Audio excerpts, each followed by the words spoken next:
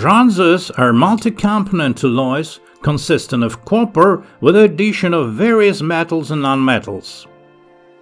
The letters BR designate bronzes, where B is a capital letter followed by the letter designations of the elements containing in the bronze, other than copper, followed by numbers indicating the content of the elements in the alloy.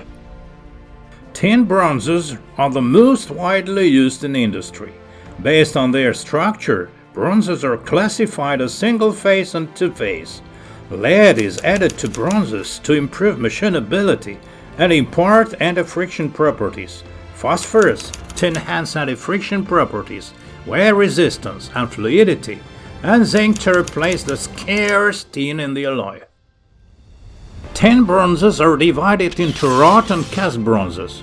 Wrought single-phase bronzes are used to manufacture springs, membranes, and anti-friction components.